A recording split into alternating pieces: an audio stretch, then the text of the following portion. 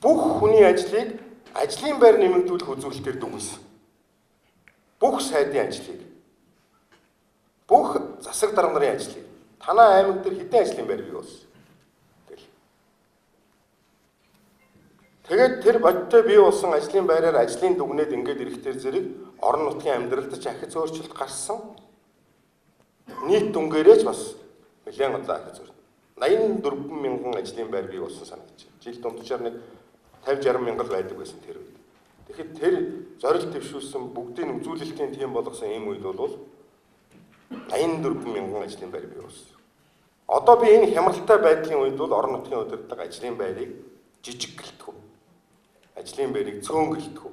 Нэг гэлтгүү нэмэгдүүлэх ийм л одоо арга хэмжээг дор бүрнээ бодож тооцож чаддаг ажиллаач.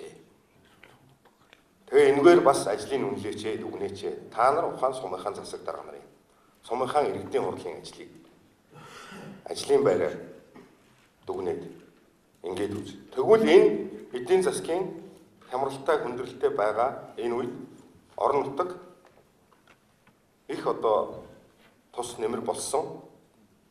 Засгийн газартаа тус болсон, улс орны эдийн засаг тус болсон ийм одоо арга хэмжээ болж чадна.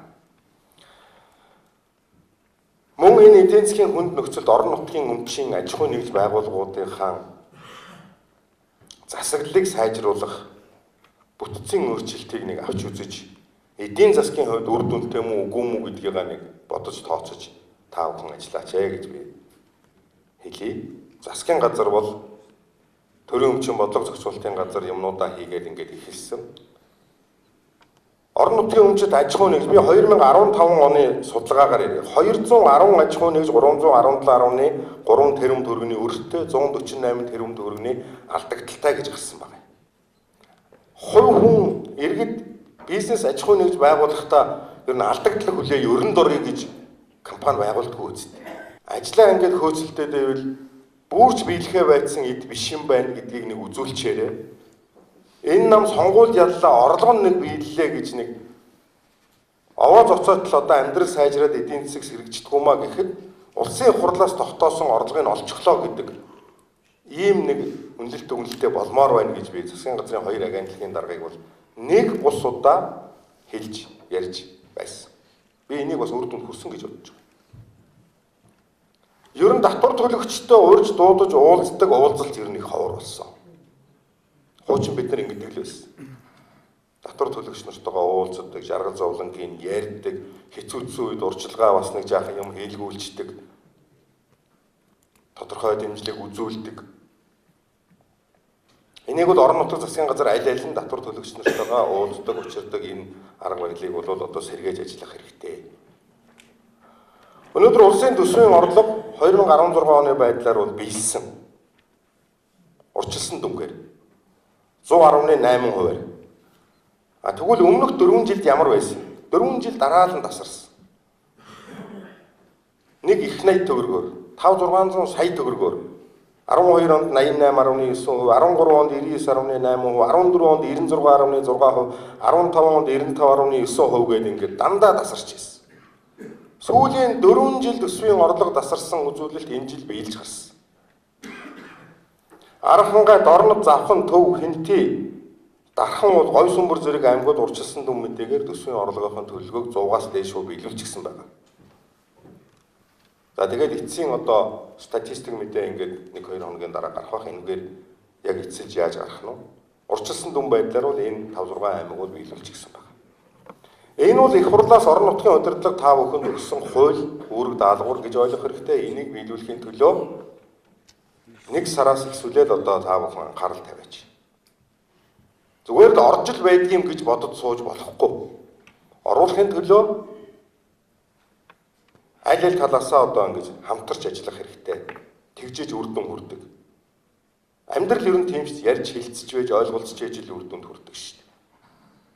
Та нар дуудаад уулзаад байвал тэр аж ахуйн нэгжийн чинь ч урамтай татвараад байна. За энэ жилийн өвлийн хувьд бол зодын асуудал өчигдөр бодвол би энэ улсын онцгой комиссуудтай холбогдолтой асуудлаараа бол нэлээд зүйлүүдээ яриад нэгэн ойлголтод хүрсэн байгаа баха гэж би бол ингэж бодож байна. Надад ирсэн мэдээгээр бол нийт малчин өрхийн нэг 10 гаруй хувь нь өөр сум аймгийн нутаг дэвсгэрт отор хийж явсан байна гэсэн юм мэдээтэй байгаа. Ерөөсөө бид нэр зуд гэхээр малчин гэхээсээ илүү малаа гэдэг шүү. Эхлээд хүнээ анхаарах хэрэгтэй. Малчнаа анхаарах хэрэгтэй. Тэр малчны эрүүл мэндийн асуудал яаж вэ?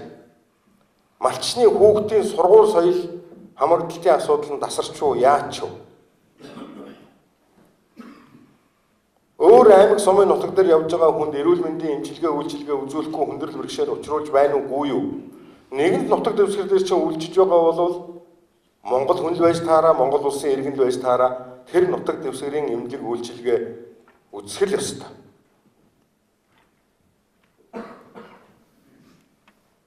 Тэгээ сайн зохион байгуулж энэ зуудын одоо ард бол бас бид нэр амжилттай ингэж гарах ёстой. 2009-2010 онд болсон тэр зуд 40 жил болоогүй зуд болж байна гэж бас амаргүй л байсан. Монгол улсын хэмжээнд 47 тэрбум төгрөгийн буцалтгүй тусламжийг орон нутагт үзүүлсэн шүү дээ. 47 тэрбум төгрөг. Үүнээс 8 тэрбум төгрөг нь бол улсын хурал засгийн газрын шийдсэн асуудал байсан. Тэгээ бусд нь бол дандаа гадаадын зээл тусламж байсан. 2009-2010 оны энэ зудны үр дүнгээр бол нэгдсэн үндэсний байгууллага зуд гэдэг монгол үг яг энэ монгол үгээрээ зудын гамшиг гэдэг одоо ийм байдлаар бол орсон. Энэ зудыг даван туулахад бол орон нутгийн удирдлага овоо зурцоотл нь тусалж чаддгүй маа гэхэд малчдтай уулзаад, уулзраа, жаргал зовлонгийн сонсоод эрүүл мэндийн анхаарал явахад хүн сэтгэлээрээ шал өөр болдог.